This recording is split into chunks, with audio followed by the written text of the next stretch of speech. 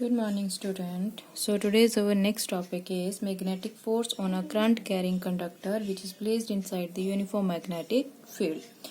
So for that एक चीज़ मैं आप लोगों को रिवाइज करवा रही हूँ कि हम लोगों ने लास्ट टाइम फाइंड आउट किया था force acting on a charge particle which is placed inside the magnetic field and we know that what is current, because here we have to calculate magnetic force on current carrying conductor. Current carrying conductor actual में current क्या होता है? Current is flow of charges. Flow of charges मतलब charges flow कर रहे हैं.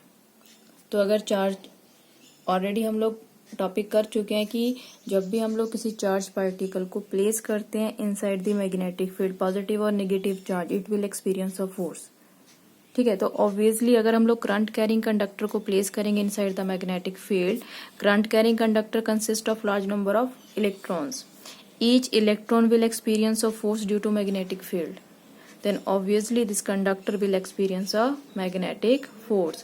पहले individual electron पे जो फोर्स एक्ट कर रहा है हम लोग उन सबको ऐड करके टोटल फोर्स फाइंड आउट कर सकते हैं that act on the conductor which is placed inside the uniform magnetic field. And we know that the force acting on a single charge, जो हम लोग ऑलरेडी एक्सप्रेशन कर चुके हैं, यहाँ पे मैं स्मॉल एफ एम से उसको रिप्रेजेंट कर रही हूँ. F M is equal to minus E, क्योंकि यहाँ पे चार्ज पार्टिकल क्या है ई, वहां पे हम लोगों ने फोर्स निकाला था F is equal to q v cross v, but here we have q is equal to minus e. So e into क्या आएगा B cross v.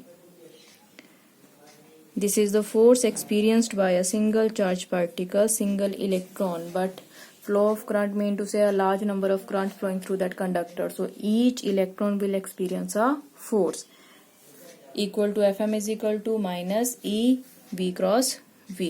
This is the equation number 1. Now let us consider a small length element. This is A to be a conductor. यहाँ पे हम लोग suppose कर लेते हैं A dash B dash. That is a length element. उसी conductor का एक स्मॉल पार्ट हम लोग कंसिडर कर रहे हैं. टोटल जो कंडक्टर है let its length be L. Now first of all we have to calculate the total number of electrons. Total number of electrons हमें पता होंगे तभी हम लोग टोटल फोर्स कैलकुलेट कर सकते हैं यहाँ पे. So total number of electrons किसके इक्वल आएंगे? Number of electrons is equal to number of electron per unit volume multiply by volume. L is the length of this conductor and area of cross section हम लोग यहाँ पे क्या consider कर रहे हैं A. A is the area of cross section. तो obviously इसका वॉल्यूम क्या होएगा? पाई आर स्क्वायर एच होता है. एच यहाँ पे क्या है? लेंथ. पाई आर स्क्वायर यहाँ पे क्या हमने कंसीडर किया हुआ है? एल. स्मॉल लेंथ एलिमेंट के लिए ले रहे हैं तो लेंथ क्या आएगी? D L. So A d L. A d L is the volume of this length element. Volume of length element. Okay. और यहाँ पे हम लोगों ने एक और चीज कंसीडर किया. Let n is the number of electron per unit volume. Number of electron per unit volume. So by putting the value number of electron per unit volume हम लोगों ने क्या कंसीडर किया यहाँ पे n. So n multiply by volume of the length element. Length element का volume क्या आएगा?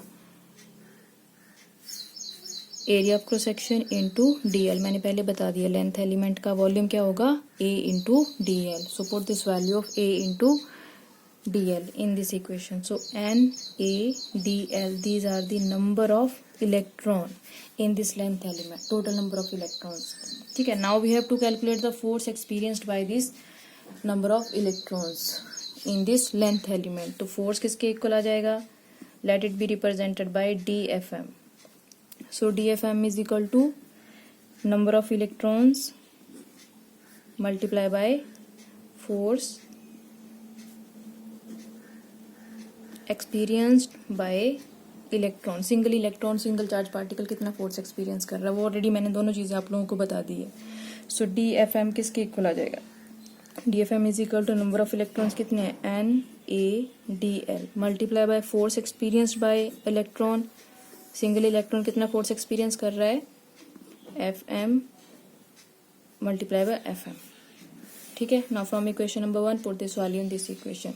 Then we get dFm is equal to Na dl into minus E V cross V.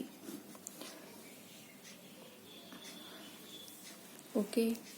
Now इसको और सिंप्लीफाई कर लो further. अब simplify करते जाना है इसको. NaDl माइनस आगे आ जाएगा E into B cross B. Sorry यहाँ पे आएगा B. V cross B. ठीक है. Now one more thing. Suppose this is equation number 2. One more point is there. This term is equal to dq. अगर हम लोग सपोज करें ये जो लेंथ एलिमेंट हम लोगों ने यहाँ पे कंसिडर किया है, इस पे चार्ज कितना है? dq. ठीक है. या dq आप स्मॉल क्यू से रिप्रेजेंट कर लो उसको. तो dq किसके इक्वल आएगा? टोटल चार्ज किसके इक्वल होता है? Number of electrons multiply by charge on a single electron. क्योंकि हम लोगों ने टोटल चार्ज कैलकुलेट करना है. टोटल नंबर ऑफ इलेक्ट्रॉन्स हम लोग ऑलरेडी कैलकुलेट कर चुके हैं.